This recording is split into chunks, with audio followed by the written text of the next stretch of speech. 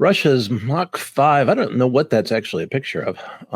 Russia's Mach 5 MiG-41 fighter seems destined to be a failure. Russia's MiG-41 look like it will never fly, as it will never get the funding it needs to be a real success in any actual way.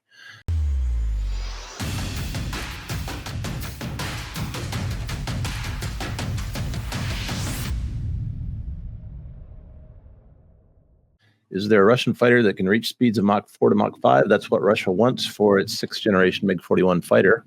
This proposed warplane checks the boxes on a wish list of 21st century attributes. Utmost stealthiness, ultra-high-speed engine or ramjet engine, the ability to fire and shoot down hypersonic weapons, lasers, and flying to near-space altitudes to destroy satellites. But alas, it will likely never fly. The MiG-41 is expected to take the place of the speedy and capable MiG-31 Foxhound by 2030.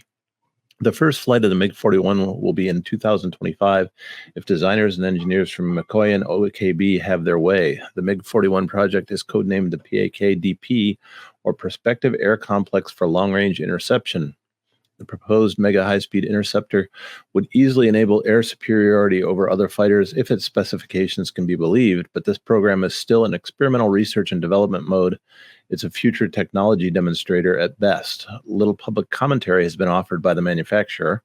In 2018, McLean Director General Ilya Tarasenko said the MiG-41 was entering the experimental design stage. So far, the MiG-41 is more vaporware than reality. And they go on to discuss problems with high-speed flight, in which the airframe and canopy would require specialized designs because of the heat. It would need specialized weapons that can be air-launched at that speed. It's difficult to foresee a scenario in which the MiG-41 emerges from just hype and propaganda in the near future. Russia already has its hand full with the Su-57. The program is assuming a level of technological advancement that does not exist. And the Russians don't have a whole lot of money because they're fighting a war in Ukraine.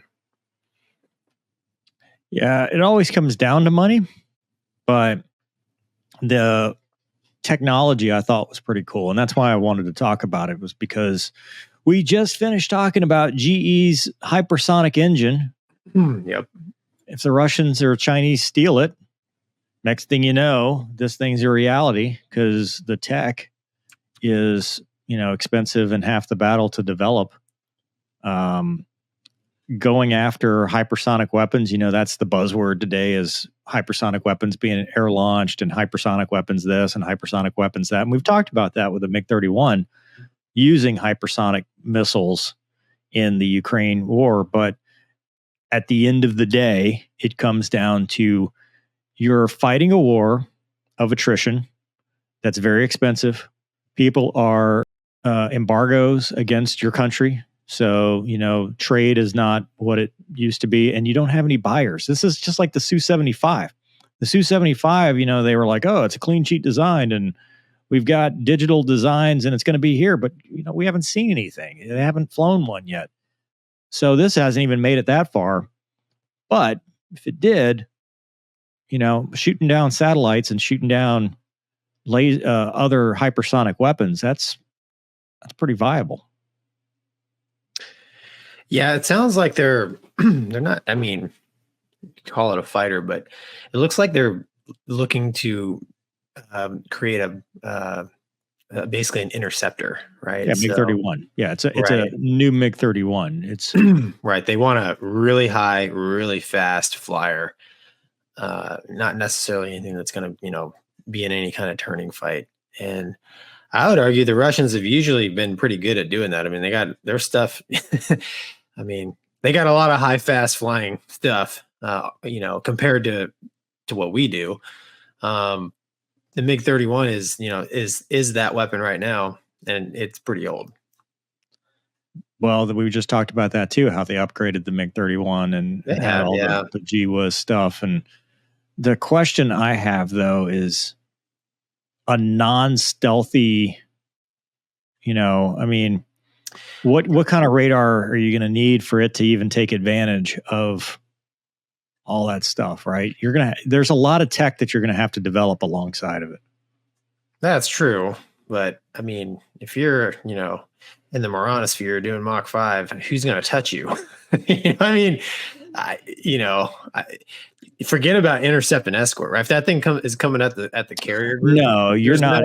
You're shooting it down. Right. I mean, you're looking into the cons, going. But that's the thing. You're going to see it. You're going to see it visually.